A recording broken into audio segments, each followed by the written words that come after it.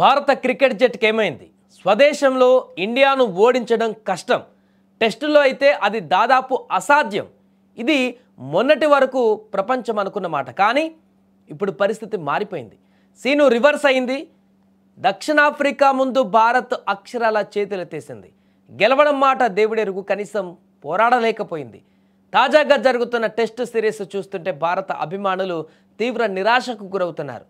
మొదటి test ఓడిపోయినప్పుడే south Africa పైన team India ఓడిపోవడం ఏంటా అనేటువంటి ప్రశ్నలు ఉత్పన్నమయ్యాయి. సౌత్ ఆఫ్రికా కూడా రికార్డు విజయం సాధించింది. టీమిండియా పైన గెలుపు స్వదేశంలో ఇక్కడ గెలవడం అనేది అది చాలా సంవత్సరం తర్వాత సౌత్ ఆఫ్రికాకు దక్కింది. 10 సంవత్సరాలకు పైగా సమయం తర్వాత ఒక్క విజయం దక్కింది టీమిండియా పైన సౌత్ ఆఫ్రికా పైకి. అలాంటిది దక్షిణాఫ్రికా జట్టు భారత బౌలింగ్ను ఇప్పుడు ఊచకొత కోస్తుంటే మన బ్యాటర్లు మాత్రం పెవిలియన్కు క్యూ కట్టడం పేలవ ఫామ్కు అద్దం పడుతుంది.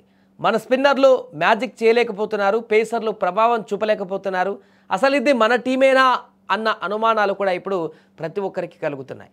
ఒకప్పుడు ఆస్ట్రేలియా, ఇంగ్లాండ్ వంటి జట్లనే గడగడలాడించినటువంటి మన టీం ఇప్పుడు సొంత పిచ్చులపైన దక్షిణాఫ్రికా చేతిలో చిత్తవుతుంది.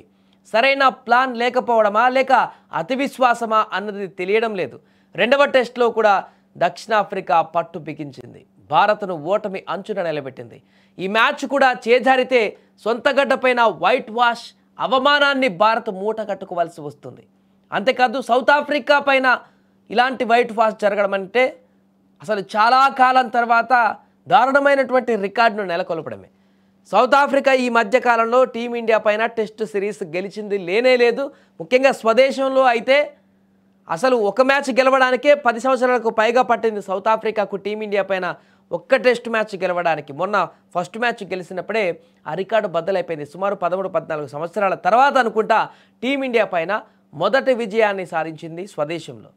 అలాంటిది సిరీస్ గెలిస్తే ఇంకా చూడండి అది ఎంత దారుణమైనటువంటి అవమానానికి దారితీస్తుందో. సౌత్ ఆఫ్రికా జట్టు మొన్నటి వరకు కూడా టెస్టుల్లో అంత పెద్దగా అంటే భయంకరమైనటువంటి జట్టు కాదు, అంత పెద్దగా అంటే ఆస్ట్రేలియా, ఇంగ్లాండ్ లాంటి జట్లతో పోలిస్తే సౌత్ ఆఫ్రికా భారత్కి అంత ప్రమాదకరమైనటువంటి జట్టు కూడా కాదు. కానీ వారు స్వదేశంలో ఇక్కడికి వచ్చిన తర్వాత అత్యంత ప్రతిభతో వారు సమిష్టి కృషితో ఆడుతూ టీమిండియాని ఇప్పుడు చిత్తు చేశారు.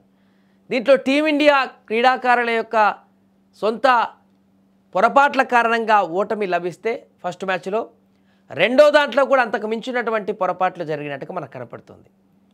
భారీ స్కోర్ మొదటి ఇన్నింగ్స్లో ఇచ్చేసుకున్నారు.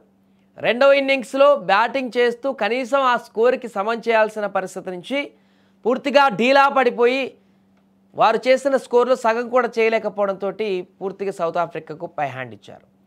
రెండో ఇన్నింగ్స్లో కూడా సౌత్ ఆఫ్రికాని ఈజీగా మట్టి కనిపిస్తారంటే అలా కూడా లేదు. ఈజీగా వారు సెకండ్ ఇన్నింగ్స్ కూడా అద్భుతంగా ఆడి భారీ లీడ్ను పెట్టేసిపోయారు, 500 కంటే ఎక్కువ రన్స్. ఇప్పుడు సరే ఫోర్త్ ఇన్నింగ్స్లోనైనా టీమిండియా ఈ జరిగినటువంటి అన్ని ఇన్సిడెంట్లు దృష్టిలో పెట్టుకొని జాగ్రత్తగా ఆడుతూ కంబ్యాక్ ఇస్తుందనుకుంటే ఫోర్త్ ఇన్నింగ్స్లో కూడా అదే పరిస్థితి. 2 వికెట్లు ఆల్రెడీ వెళ్ళిపోయాయి టాప్ ఆర్డర్లో. ఫిఫ్త్ డే జరగవలసింది ఒకటే, భారీ స్కోర్ని ఛేదించడం అంటే ఇంపాసిబుల్ ఇప్పుడున్నటువంటి పరిస్థితుల్లో. ఒకటే డ్రా చేసుకునేటువంటి ఆప్షన్, ఆ ఓటమి నుంచి బయటపడేటువంటి ఆప్షన్, లేదా సౌత్ ఆఫ్రికా చేతిలో ఓడిపోయేటువంటి ఆప్షన్. ఇప్పుడు ప్రతి ఒక్కరు కూడా ఫిఫ్త్ డే మిగిలిన 8 వికెట్లను కాపాడుకోగలరా, కనీసం టెస్ట్ మ్యాచ్ని డ్రా చేసుకోగలరా అంటే 90% ఛాన్సెస్ లేవంటున్నారు ఏదన్నా మిరాకిల్ జరిగితే.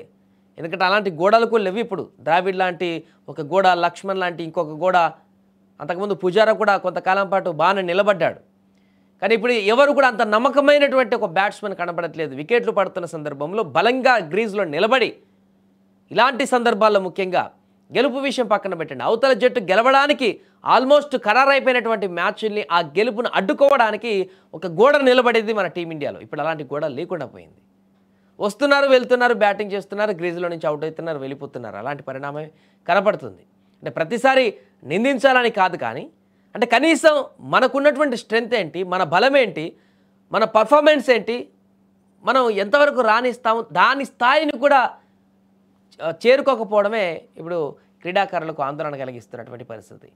దీనిపైన ఇప్పుడు అటు గౌతమ్ గంభీర్ పైన కూడా విమర్శలు వచ్చేటువంటి పరిస్థితి ఏర్పడింది.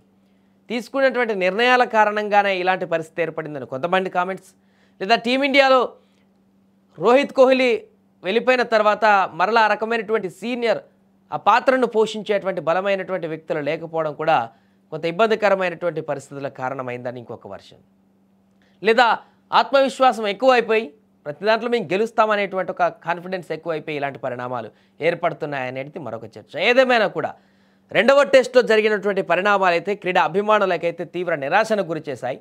ఆల్మోస్ట్ ఓటమి అంచున భారత క్రికెట్ జట్టు ఇప్పుడు నిలబడింది. రెండవ టెస్ట్లో 5th డే మ్యాచ్ ఇవాళ కొనసాగుతుంది.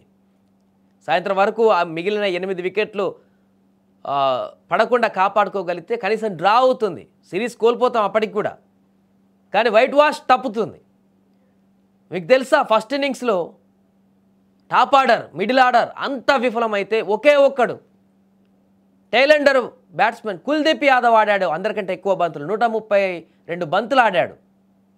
అంటే తనకున్నటువంటి పోరాట పటిమం కూడా మిగతా బ్యాట్స్మెన్స్కి లేకపోవడం, టాప్ ఆర్డర్ నుంచి మిడిల్ ఆర్డర్ వరకు ఎవరు కూడా, అంటే T20ల ప్రభావం ఎక్కువ కనిపిస్తుందా వీళ్ళపైన ఏదో తెలియదు, కానీ ఆ టెస్ట్ గేమ్ ఫార్మాట్ అనేది చాలా డిఫరెంట్ T20తో పోలిస్తే. ఇక్కడ డిఫెన్స్ కంప్లీట్గా బౌలర్స్ గేమ్ ఇది. ఎవరు ఎక్కువసేపు నిలబడగలిగితే, ఎవరు ఎక్కువ బంతులు ఆడగలిగితే వారే బ్యాట్స్మెన్. టెస్ట్లో స్కోర్ కొట్టడం విషయం సెకండరీ. అలాంటిది ఎవరు కూడా బంతులు ఆడడానికి కూడా సాహసం చేయలేకపోతున్నారంటే, ఎదుర్కోలేకపోతున్నారంటే అటువైపు బౌలర్ల నుంచి బ్యాట్స్మెన్ల యొక్క ప్రదర్శన ఏ రకంగా ఉందనేది ఇప్పుడు కొంత ప్రశ్నాత్మకరంగా మారింది.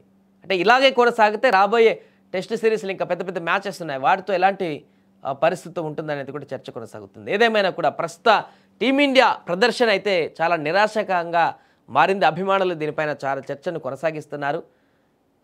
ఒకవేళ ఇప్పుడు కనుక ఈ 5th డే డ్రా కాకపోతే ఛాన్సెస్ లేవు, మ్యాక్సిమం మిరాకిల్ జరిగితే జరగవచ్చు. బట్ కావాలని కోరుకుందాం మనం కూడా డ్రా అవ్వాలని, ఎందుకంటే 500 పైగా స్కోర్ ఉంది, ఇంకా కొట్టాల్సింది. అటువైపు సౌత్ ఆఫ్రికా నుంచి బలమైనటువంటి బౌలింగ్ దాటి కొనసాగుతుంది. ఆల్రెడీ 2 వికెట్లు పోయినాయి. కాబట్టి ఈ యొక్క మ్యాచ్ తర్వాత నెక్స్ట్ మ్యాచ్ల నుంచి ఒకవేళ ఓడిపోతే తన పరిస్థితులు ఏ రకంగా ఉంటాయి, అభిమానులు ఎలా రియాక్ట్ అవుతారనేది కూడా ఇప్పటికి ఒక అంచనాకు వచ్చారు. మరి ఆ పరిస్థితి ఏర్పడితే టీమిండియాలో ఒక మార్పు జరగాల్సినటువంటి పరిస్థితి ఏమైనా ఉందా, ఎందుకు ఈ రకమైనటువంటి పరిస్థితి ఉంది ఇప్పుడు అనేది, తాత్కాలికంగా ఆత్మవిశ్వాసం దెబ్బతినడం, అతి విశ్వాసంతో దెబ్బతినడం వల్ల వచ్చినటువంటి ప్రదర్శన అలా అయితే పర్లేదు, నెక్స్ట్ మ్యాచ్లోనే గెట్ ఆన్ అవుతారు. బట్ నిజంగానే ఆడేటువంటి దాంట్లో కొంత అయోమయానికి గురవుతున్నారా, దాన్ని సెట్ చేయకపోతే మాత్రం ప్రాబ్లమ్స్ ఎదురయ్యేటువంటి అవకాశం ఉంటుంది. కాబట్టి ఈ రెండవ మ్యాచ్ పూర్తయిన తర్వాత మరి టీమిండియా క్రికెట్లో దీనికి సంబంధించిన చర్చ ఎలా ఉండబోతుంది, ఎలాంటి మార్పులు చోటు చేసుకోబోతాయనేది చూడాలి.